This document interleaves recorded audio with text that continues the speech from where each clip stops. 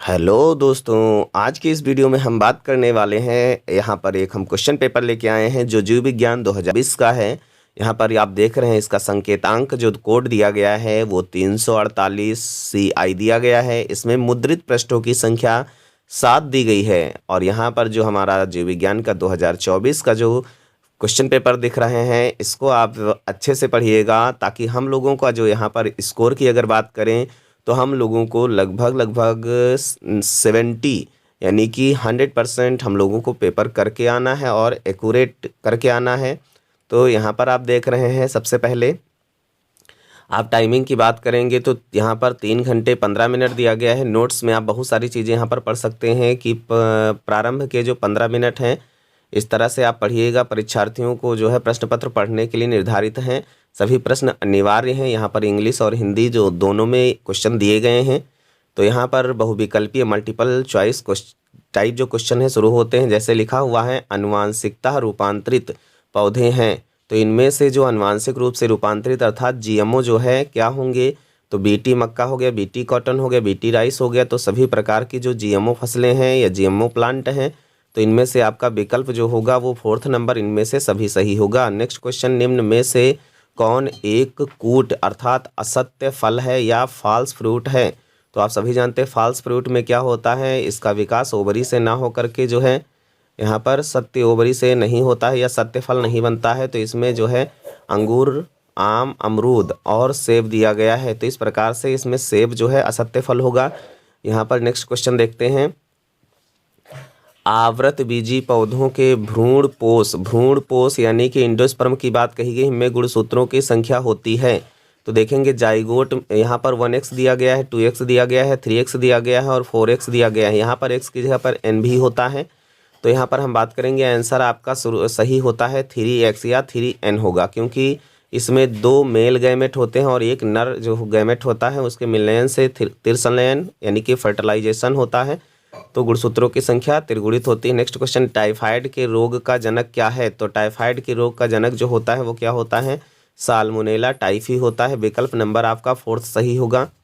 स्कैरिस आप सभी जानते हैं आंत का केचुला कहा जाता है। अमीबा जो है रोग नहीं फैलाता, पैरामीशियम भी रोग नहीं फैलाता है। तो विकल्प नंबर 4 सही होगा, साल्मोनेला। इसे साल्मोनेला टाइफी टाइफोजा भी कहते हैं। तो इस प्रकार से यहाँ पर बाईलिंगुअल पेपर होता है। ये देखिए इंग्लिश जो हम लोग हिंदी में पढ़ चुके हैं वही इंग्लिश में दिए गए हैं। तो पेपर में एक अच्छी से जानकारी आपको बता दें, हिंदी पढ़िएगा, हिंदी ना समझ में आए तो इंग्लिश जरूर पढ़िएगा। चलिए यहाँ पर हम बात करते हैं निश्चित उत्तरीय प्रश्न। यहाँ पर कहा गया है, पहला 2 का दिया गया है, पात्रे निषेचन को संक्षेप में लिखिए। पात्रे निषेचन का मतलब होता है बर्तन में आउट ऑफ बॉडी, मतलब मनुष्य के शरीर के बाहर का जो निषेचन होता है उसे हम पात्रे निषेचन कहते हैं। इन वाइट्रो फर्टिलाइजेशन कहते हैं। नेक्स्ट क्वेश्चन दिया गया है, दूध से दही बनाने का जो बैक्टीरिया होता है, देखेंगे यहाँ पर हम लोग कि दूध से दही बैक्टीरिया आप सभी जानते हैं। दूध से जो है दही कौन सा बैक्टीरिया बनाता है, इसको आप कमेंट जरूर करिएगा। और यहाँ पर आप पेपर हल करते समय जो है, आप पेपर पढ़ते समय आप कॉपी पेन लेकर के बैठें और इसको हल करने की कोशिश भी करें।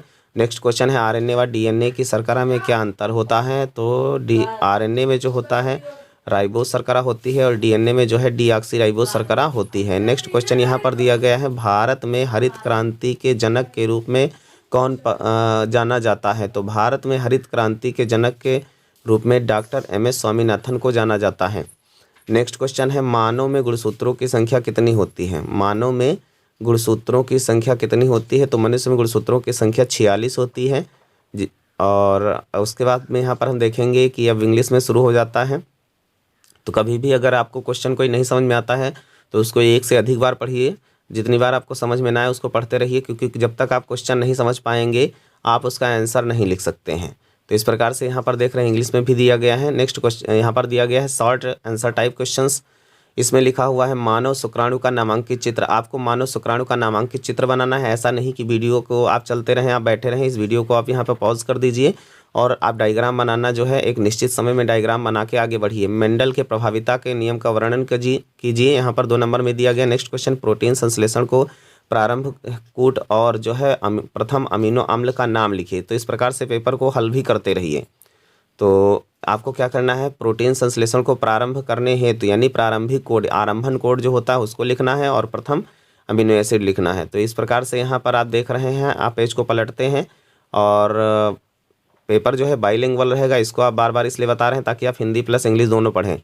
तो यहाँ पर बीटी कपास पर संक्षिप्त टिप्पणी लिखिए। बीटी कपास, जिसको बैसिलस थुरिनजिएसिस जो बैक्टीरिया से बनाया जाता है, ये कीट प्रतिरोधी होते हैं, इसलिए इनको हम बीटी फसल कहते हैं। तो इसमें बीटी कपास का भी पूछा गया है।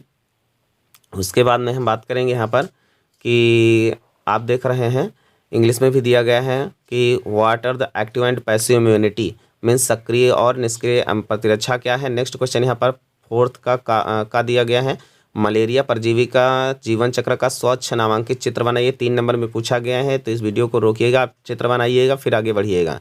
नेक्स्ट क्वेश्चन है, पुष्पी पादपों में मादा गुरु बीजाणुधानी, जिसे बीजांड या युग्मकोद्भिद भ्रूण को सहित नामांकित चित्र बनाइए। इसमें चित्र पूछा गया है। यहाँ पर आप 4 का ग नंबर देख रहे हैं।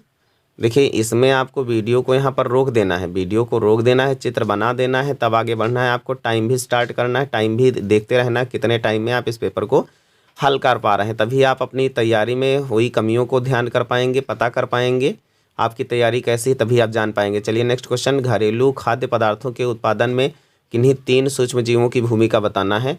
नेक्स्ट क्वेश्चन है, मरुस्थलीय पादपों और जंतुओं में अनुकूलन पर संक्षिप्त टिप्पणी लिखिए। देखिए, जंतुओं और पौधों में कौन सा मरुस्थलीय अनुकूलन हुआ है, कैसे पानी को बचाते हैं, कैसे शरीर को ढालते हैं, ये सारे चीज़ें लिखनी हैं। यहाँ पर हम नेक्स्ट क्वेश्चन की बात करते हैं। यहाँ पर क्वेश्चन देख रहे हैं, 5 का दिया गया है, 5 का दिया गया है, परागण क्या है। तो देखिए, पौधों में परागण के प्रकार पर टिप्पणी लिखिए। 3 नंबर में पूछा गया है।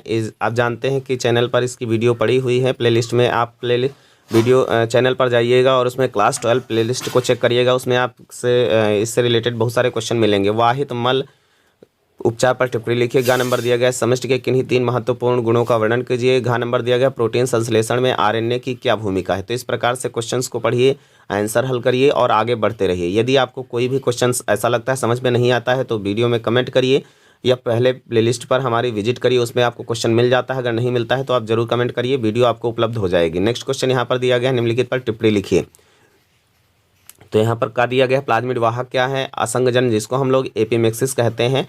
और गा नंबर दिया गया, जैव विविधता में इसके संरक्षण। फिर घा नंबर दिया गया है, पुनर्योगज डीएनए तकनीक। देखो, पुनर्योगज डीएनए तकनीक जो होता है वो बहुत ही आसान शब्दों में हमारे जो है वीडियो चैनल पर वीडियो पड़ी हुई है, तो आप उसको ज़रूर विजिट करिएगा। कमेंट ऑन द फॉलोइंग, देखिए वही का इंग्लिश में दिया गया है। और फिर विस्तृत उत्तरीय प्रश्न अब शुरू होते हैं। मानव में पाए जाने वाले किन्हीं 3 क्रोमोसोमीय विकार या सिंड्रोम पर टिप्पणी लिखिए। देखिए, सिंड्रोम आप जानते हैं, जैसे Edward syndrome, Turner syndrome, Klinefelter syndrome, बहुत सारे सिंड्रोम होते हैं। तो उनमें से किन्हीं 3 का जो है सिंड्रोम के बारे में टिप्पणी लिखिए। देखिए, अगर यदि आपको नहीं आता पहली बात, तो ना आने का कोई ऑप्शन नहीं होना चाहिए, इसको तैयार करिए। अथवा में दिया गया, पुष्पी पादपों में लघु बीजाणु जनन का स्वच्छ नामांकित चित्र बनाइए। लघु बीजाणु जनन का मतलब ये है कि किस प्रकार से पराग कण का निर्माण होता है, वो पूरी प्रक्रिया चित्र के सहित पूछा गया है। फिर नेक्स्ट क्वेश्चन है, डीएनए के अर्धी प्रतिकृतियन विधि का चित्र सहित वर्णन कीजिए। इसमें यह बताया गया है कि एक डीएनए से 2 डीएनए कैसे बनते हैं, 2 डीएनए कैसे बनते हैं। इसका अथवा दिया गया है, जनसंख्या विस्फोट एवं इसके नियंत्रण पर निबंध लिखिए। मतलब लॉन्ग क्वेश्चन पूछे गए हैं, तो इसमें दोनों में से पेपर में एक ही करना है, लेकिन अभी आपको यहाँ पर दोनों तैयार करने हैं। तो देखेंगे फिर से यहाँ पर इंग्लिश भी दिया गया है। नेक्स्ट क्वेश्चन 9 नंबर देख रहे हैं, जीव मंडल आरक्षतियों एवं राष्ट्रीय उद्यान का एक विवरण दीजिए। मतलब इसमें किस प्रकार से जैवमंडल को आरक्षित किया गया है और राष्ट्रीय उद्यान का एक विवरण पूछा गया है। फिर अथवा में मासिक चक्र को परिभाषित कीजिए।